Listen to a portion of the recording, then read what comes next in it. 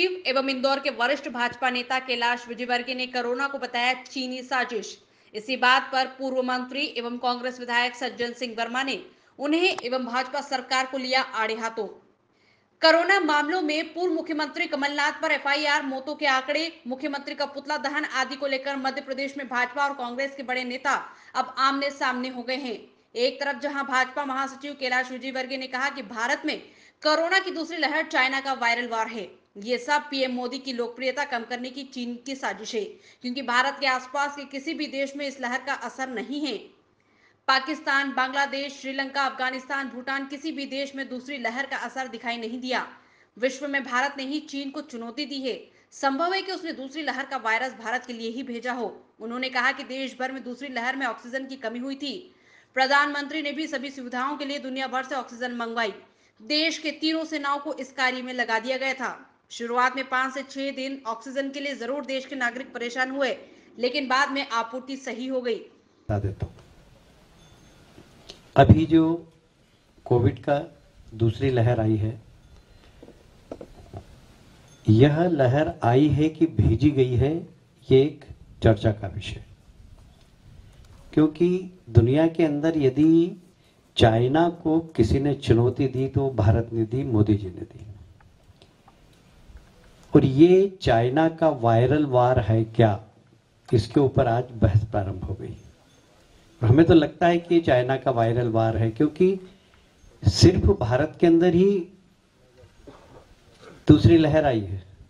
लगा हुआ देश बांग्लादेश, वहां नहीं, पाकिस्तान में नहीं, श्रीलंका में नहीं, भूटान में नहीं, अफगानिस्तान में नहीं, कहीं पर भी नहीं। तो ऐसा लगता है कि चाइना का वायरल वार है भारत को परेशान करने का। पहली बात तो ये। दूसरी बात ये कि जब ऑक्सीजन की शॉर्टेज हुई तो मोदी जी ने जो मेहनत की है, जो ऑक्सीजन मुहैया कराई है सारे देश को, आप कल्पना नहीं कर सकते। दुनिया भर से ऑक्सीजन मंगाई, जल सेना, थल सेना, वायु सेना, तीनों को लगा दिया और भर भर के टैंकर जहाजों से, हवाई जहाज से आए और ट्रेन से भी रोज देश के एक स्थान से दूसरे स्थान ऑक्सीजन जा रही। शुरू के 5-6 दिन जरूर परेशानी हुई, क्योंकि उस समय पता नहीं था कि आवश्यकता कितनी लगेगी और इस सेकंड लहर का प्रभाव कितना समाज के अंदर होगा, ये पता नहीं था। पर चाइना का जो वार है, वायरल वार, ये भारत पे हुआ, ऐसा मेरा मानना। और ऐसे समय में हमको देश के लिए खड़े हो जाना चाहिए, सबको। हम पार्टी के लिए काम नहीं कर रहे, हम देश के लिए काम कर रहे हैं। हम जब मशीन लेके जाएंगे तो किसी जाति, धर्म, पार्टी, कोई कांग्रेस से भी बीमार हो तो उसको भी देना है हमको। ऐसा नहीं कि भारतीय जनता पार्टी के कार्यकर्ताओं के लिए। मुझे एक कांग्रेसी का फोन आया कि हमको दोगे मशीन, बन के जितनी चाहिए उतनी ले जा और मंगा लूंगा मैं। भाई, समाज को आज हमारी आवश्यकता है। समाज में कोई भी व्यक्ति बीमार है, दीन है, दुखी है तो उसकी मदद करना। इसी बयान पर कांग्रेस के वरिष्ठ नेता सज्जन सिंह वर्मा ने कहा कि कैलाश जी ये किस तरह की राजनीति कर रहे हैं।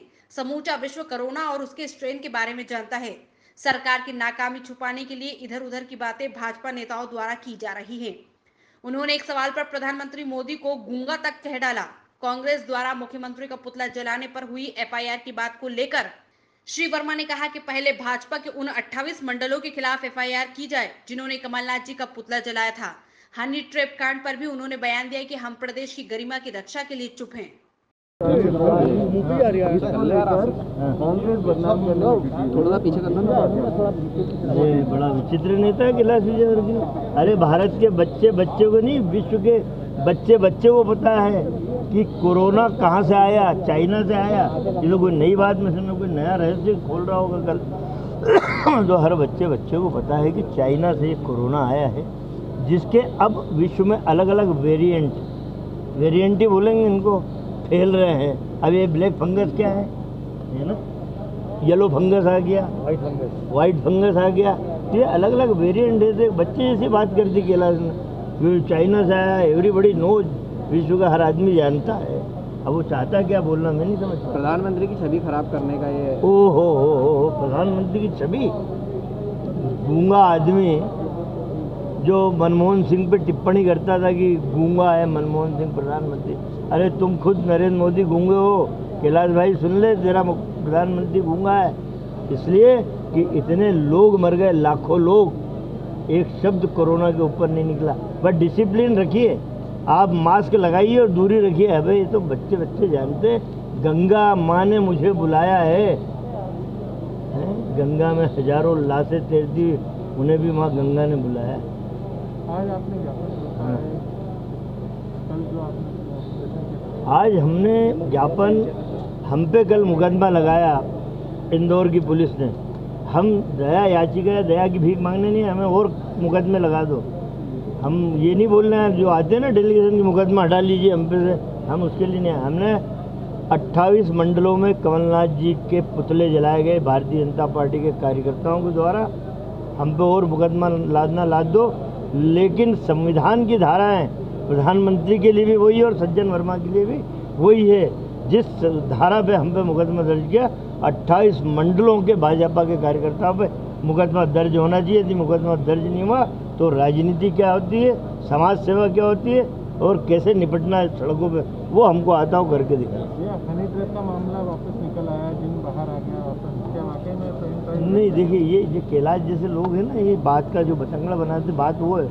कमलनाथ जी ने कहा था, उमंग सिंगार का जब मामला हुआ, कमलनाथ जी ने कहा कि मैं मुख्यमंत्री था, मेरे पास ओरिजिनल पेन ड्राइव थी हनी ट्रैप की, मैंने कभी इस तरह की कोशिश नहीं की कि मेरा प्रदेश हनी ट्रैप जैसे कांड के लिए पहचाना जाए। मैं चाहता तो उस समय तमाम सारे चेहरे काले हो जाते, लेकिन मैं अपने प्रदेश की गरिमा को बचाना चाहता था। एक उदाहरण उन्होंने दिया, कोई जिनबिन बाहर नहीं निकली।